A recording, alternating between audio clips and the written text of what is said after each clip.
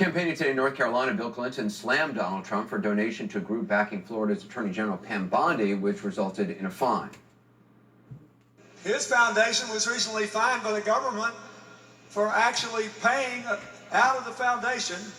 If you put money in a family foundation, you don't pay taxes on it because you're going to give it away, right? But you can't make a political contribution. He made a political contribution to the Attorney General of Florida, who at the time had her office investigating Trump University. And mysteriously, the investigation vanished. To be clear, there was no actual investigation underway when the donation was made. Rather, the Attorney General's staff was looking into complaints about Trump University while weighing whether to launch an investigation. Her office decided not to pursue a case.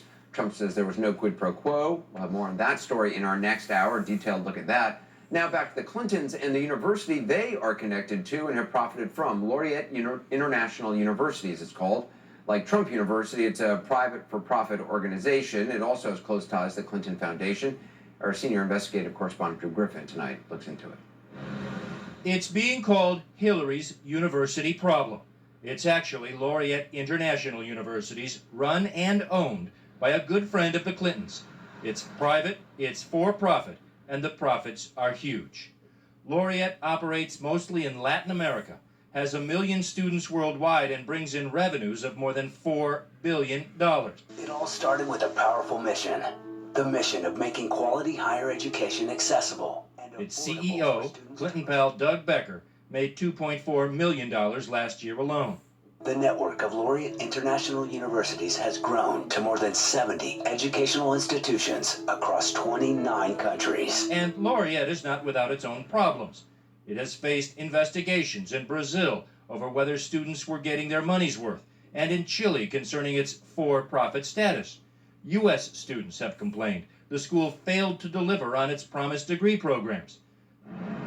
3 of the 5 schools Laureate operates in the United States are under what the U.S. Department of Education calls heightened cash monitoring because of potential problems with its financial responsibility, though the school told CNN it disagrees with the government's methodology.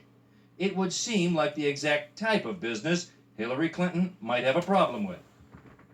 There are students who take out loans to pay for an expensive degree from a for-profit institution, only to find little support once they actually enroll, or they graduate and discover that when it comes to getting the job they were promised, their degree is not worth what they thought. But you won't find Hillary Clinton saying one word about Laureate University. While she was traveling the world as Secretary of State, her husband was traveling the world and being paid a fortune as the honorary chancellor of Laureate International Universities. I've traveled to 14 Laureate universities in a dozen countries. Bill Clinton was paid $17.6 million by Laureate from 2010 until 2015, when his contract was up and he stepped down. And I hope several weeks after Secretary Clinton announced her bid to run for president. Such an honor for us to have him as our honorary chancellor.